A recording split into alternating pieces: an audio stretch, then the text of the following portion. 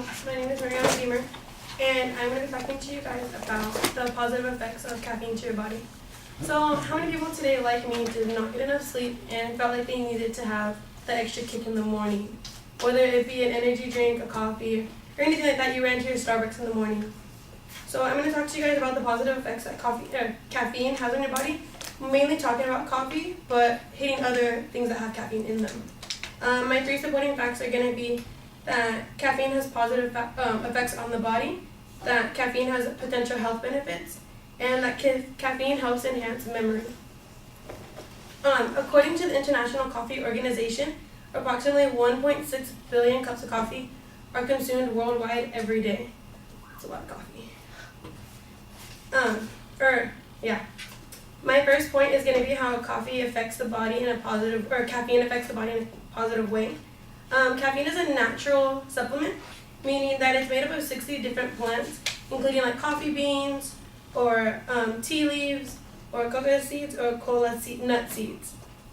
Caffeine is commonly found in tea, sodas, and energy drinks. So a lot of people don't think that just because I want to say like root beer is probably the only one that says caffeine free. But a lot of things that you guys consume do have a lot of caffeine. So if you take teas at night, you wonder why you stay awake later. It's because of the caffeine in it. Some prescription and non-prescription medicines have caffeine in it. For example, I get tension headaches.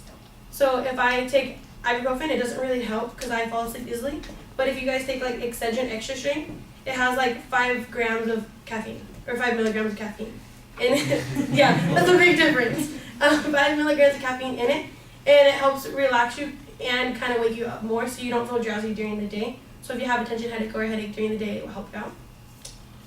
According to the University of Michigan and Health Services, stimulation effects of caffeine can start as early as 15 minutes after you have the caffeine, whether it be in a tea or an energy drink. It can start at 15 minutes after you drink it, and it can last up to 6 hours, depending on how your tolerance is. If you drink coffee every day, it might not last as long or kick in as quick. But for me, I don't really drink energy drinks as much, so I drink an energy drink before class, and I am super jittery.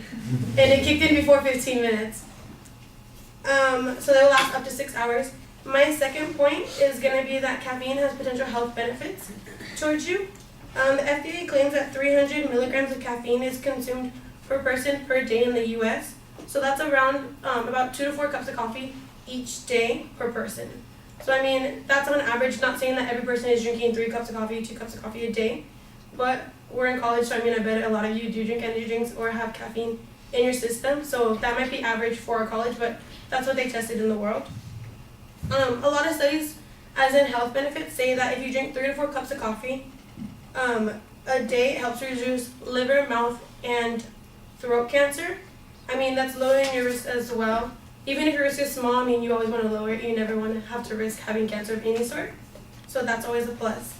Medical news reports that on a study suggesting that consuming 3 cups of coffee a day may reduce liver cancer at least 50%. So that's always a plus. Even if it's only you have like a 1% chance, now you just have 0.5% chance of getting liver cancer, so it's always a plus. And my last point is going to be on caffeine enhancing people's memories. So they did a study, Johns Hopkins did a study, where they gathered a bunch of people who don't normally drink coffee because it's harder when you do drink coffee that you're going to have that tolerance towards it. They gathered a group of people, they separated them. Half of them got a tablet of caffeine that was 200 milligrams, which is around the average that they say that people have a day. And they separated them, they showed them each the same pictures, and then they brought them back for testing the next day. And they got proven that the people who took the caffeine shot or tablet remembered what they were saying, or what the pictures were the day after, compared to people who didn't take the caffeine. So they concluded that it helps enhance your memory. In a long-term effect, not like we showed you the pictures, we took you away 5 minutes, we brought you back. It wasn't super long-term, but it was a full day, a full 24 hours. So those are my 3 claims on why coffee is positive affecting people's lives or their bodies. And whether it's a mug full of coffee that's freshly brewed, or a cup of hot tea, or even a can of soda, caffeine is an energy boost that millions of people use to wake up during the day. And that's my speech.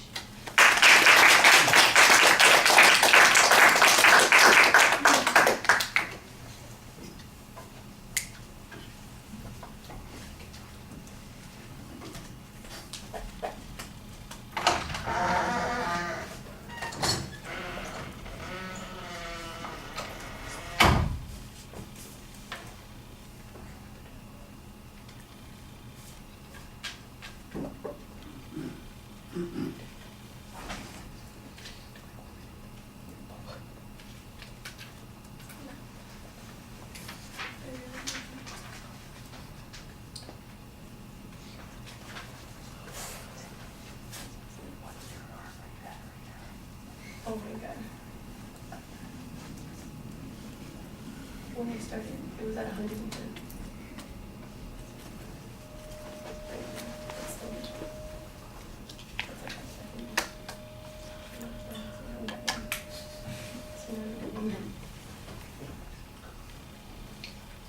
All right, let's start with a couple of things that are solid. I think there's a lot of factual data in the speech about caffeine consumption, about where caffeine comes from. You're doing pretty well there. There's some statistical information that you include in the speech on caffeine that I think also helps a little bit. I do think you could probably use a little bit more of that, but you've got some references there that help you as well. I think it's very nicely structured at the beginning. You do have a preview, and it's easy to tell what the structure is while you're speaking. So organizationally, you're in good shape there. There are a couple of problems at the beginning concerning the material, though, and the first one is that you don't have a proposition that's phrased as a proposition. It sounds like an informative speech. I'm going to tell you how caffeine can have benefits for you. I'm going, that's not an argument. That's like I've done this research and I'm going to share information about all the good things about caffeine. You need to make a declarative statement that says caffeine has substantially greater health benefits than we knew of, or there is zero reason to be afraid of caffeine consumption, or additional caffeine consumption is desirable for most people. Your proposition is very passive, like I said, and it's not really phrased like an argument. I think we need to have a little bit more controversy at the beginning of the speech also. Why do you have to make this argument? Most people know a little caffeine's probably good for their energy and that sort of thing, but you're making other arguments, and I think you might want to tell us that people are sometimes afraid of caffeine. They've heard rumors that too much caffeine can be problematic, or maybe you've heard that people drinking energy drinks are going to die or something like that, or maybe you had a weird experience with an energy drink, and that would be one of the reasons that you might be nervous about consuming caffeine. But I'm here to make the argument that additional caffeine consumption for most people is a healthy proposition, something like that. So that, I think, would make your argument a little bit clearer that there's a dispute that's going on here. Like I said, it's and then the same kind of problem crops up with some of the supporting points. You phrase it, I'm going to show you how caffeine can affect the body positively. That's another informative setup instead of an argumentative setup. You want the declarative statement, caffeine will do this. Not, I'm going to show you how to do this, or I'm going to show you this, it will do this. Declarative sentences, like we've talked about before. You need the declarative sentences to make it argumentative and keep it clear. The other 2 points I thought were a little bit stronger. You do cite them more like they are argumentative. I think you need a little bit more information on a couple of points. The stuff about memory, you've got one study that you refer to.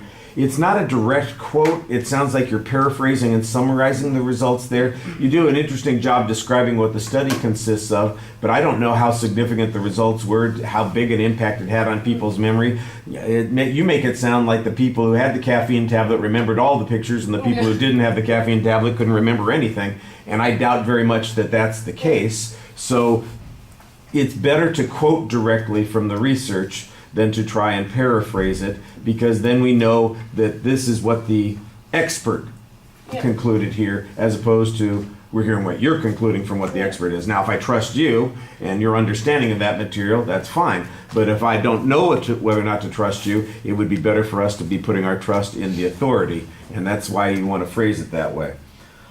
All right, and then, just to shake my finger at you a little bit, I just told people not to finish the speech. I know. When I said it, I was like, oh no, I just did what he said. Yeah, there you because go. I had my card right there restating my facts, and I couldn't physically just look at it and read That's it. okay. And I was like, oh my god. As long as you recognize it, I saw the last you'll one make and I progress. panicked. That's what we're looking for.